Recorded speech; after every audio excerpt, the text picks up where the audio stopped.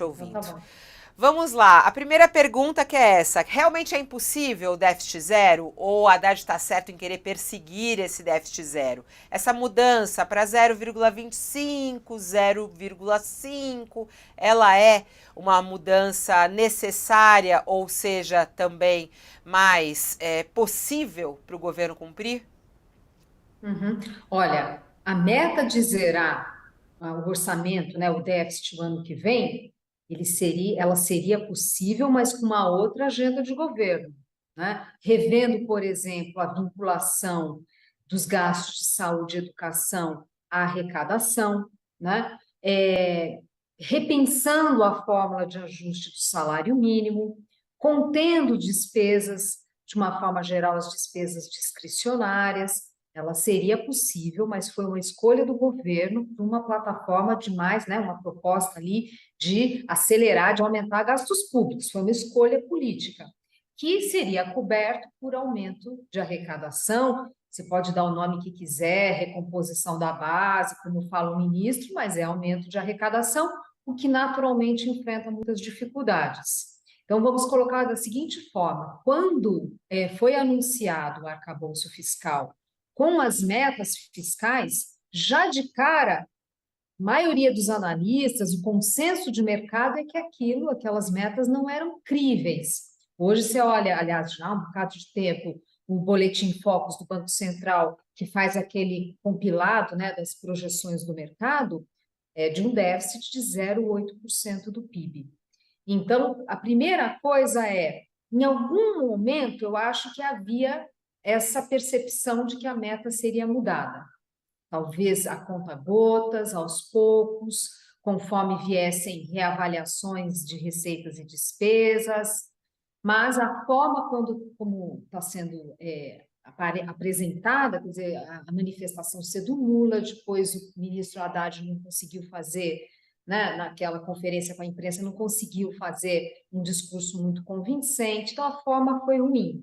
O 0,5 de déficit ficaria ainda, né, uma meta de 0,5% do PIB de déficit, ficaria mais próxima, né, do que é o consenso de mercado, lembrando que as metas do governo, eles estão colocando o ponto central da meta mais um intervalo de tolerância, né, que é 0,25 pontos percentuais. Então, ficaria dentro, vamos dizer assim, mas essa nem é a questão é assim, puxa vida, acabou de anunciar uma meta, acabou de anunciar um arcabouço fiscal, né, isso foi, o anúncio, lembrando, foi no final de março, mal o jogo começou, não fez nenhuma proposta para conter despesa, né, e já está mudando a meta. Então, do ponto de vista da reputação do governo, da credibilidade fiscal do governo, toda a forma aqui foi muito ruim.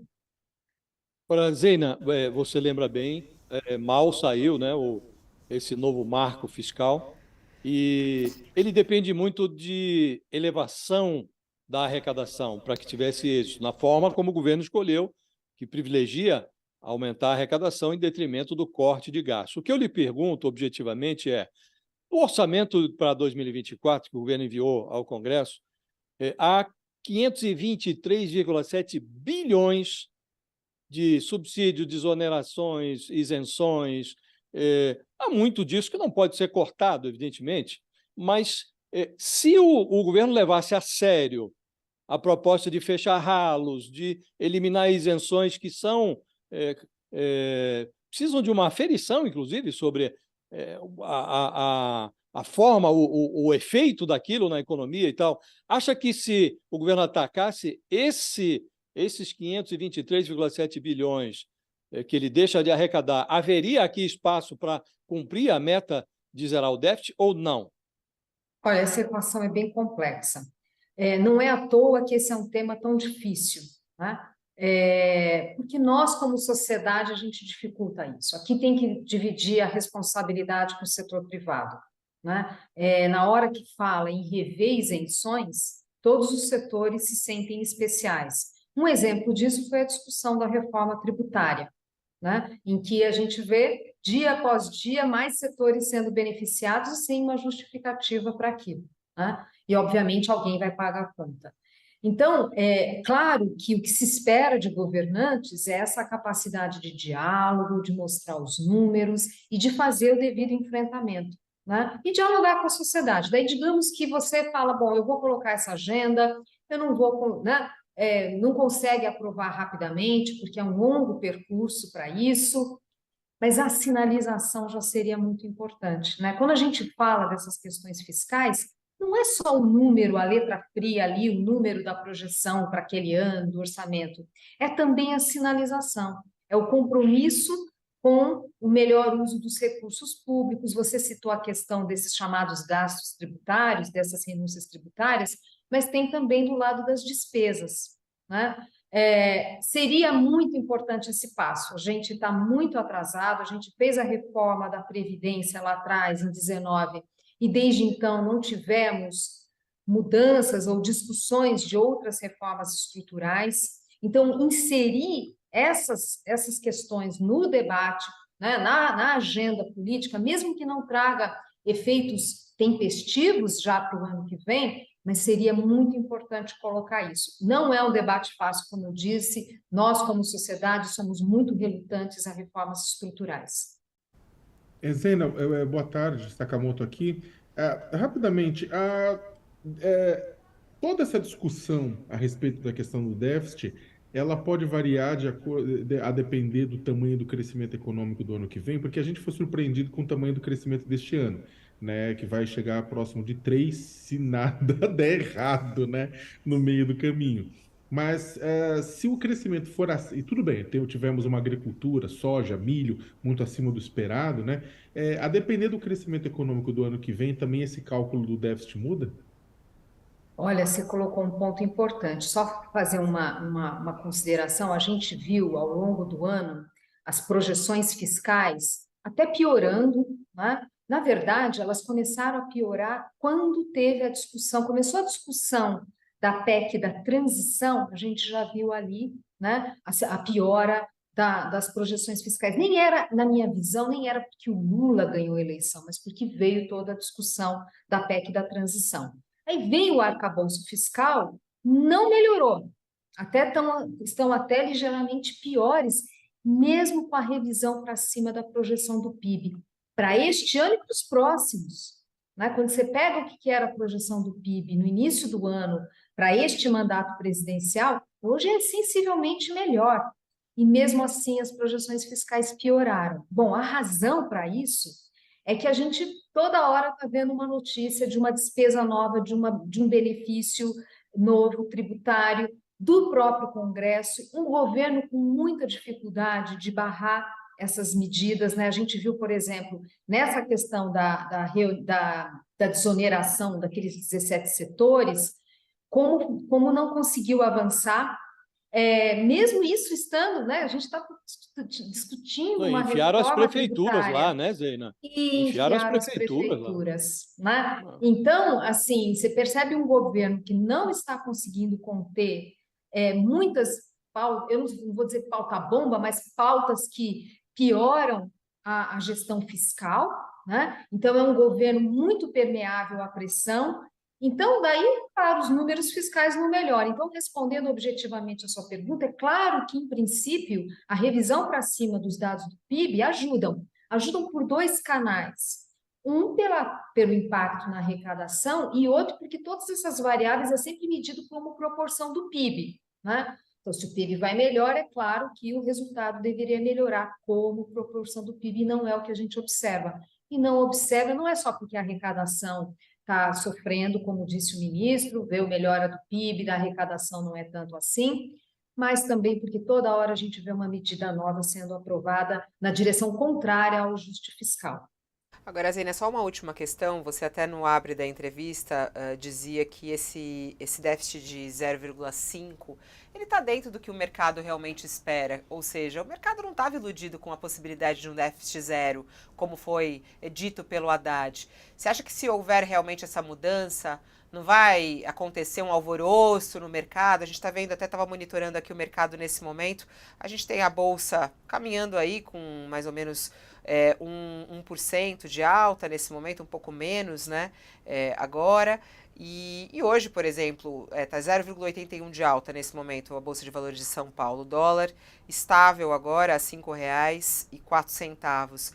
Mas hoje, realmente, essa taxa do desemprego em queda é uma notícia positiva, quer dizer, tivemos uma melhora na questão do desemprego no país, a taxa mais baixa desde 2015, e tem uma expectativa de mais uma queda de juros do Copom. Como é que você vê a reação do mercado a esse burburinho que está acontecendo agora na equipe econômica do governo em relação à mudança? Se realmente o governo anunciar essa mudança da meta do déficit para 0,5, não vai acontecer nada no mercado? Não, eu acho que vai piorando a percepção de risco fiscal.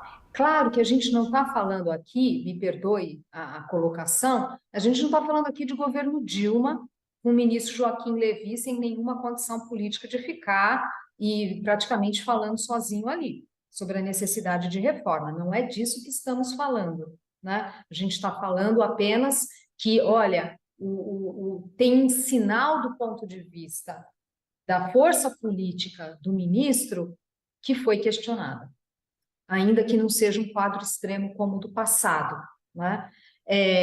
Mas é óbvio, né, como eu já falei, você está mudando a meta, acabou de anunciar, é um desgaste, e a fala do Lula não foi uma fala de acalmar, não foi uma fala do tipo, olha, talvez seja difícil, mas vamos trabalhar para entregar a meta, sabemos do tamanho do desafio. Foi um anúncio do tipo, olha, o mercado é muito ganancioso e não se trata disso, né? Então, a forma importa nessas horas, né? A forma importa, não é só o conteúdo. Claro que a gente não está falando que vai ser necessariamente um divisor de águas, como foi lá atrás, quando o mercado começou a perceber que o Joaquim Levy estava muito enfraquecido. Não é isso, o contexto é diferente, mas não dá para a gente dizer que é Qual é a totalmente inócuo. avaliação, objetivamente, a avaliação que você faz do trabalho do Haddad e qual é, a seu juízo, o efeito que pode advir de um ministro da Fazenda que tem que olhar para as contas nacionais e um outro olho tem que manter na chefe da Casa Civil, que está tocando ali o PAC e precisa gastar um pouco mais? Olha, primeiro que estar naquela cadeira não deve ser fácil, né? Porque é muita pressão para aumento de gastos. E o papel do ministro da Fazenda é dar uma realidade ali, né? Dar o choque de realidade para as limitações da deterioração fiscal. Então, primeiro que não é um trabalho fácil. Agora, o ponto é que a própria pauta do ministro da Fazenda é uma pauta de governo. Por que o Haddad não fala em conter despesas? Porque essa não é a pauta do governo.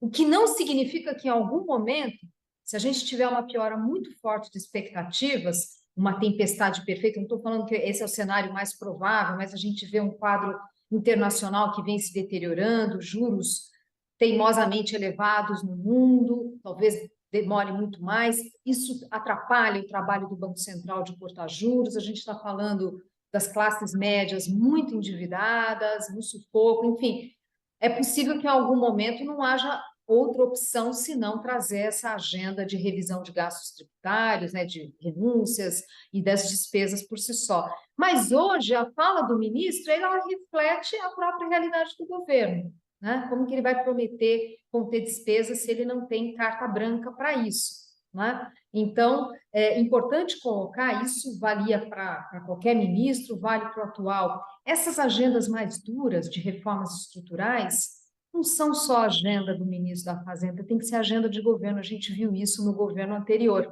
em que muitas vezes o ministro Paulo Guedes ficou ali sozinho, isolado, defendendo reformas.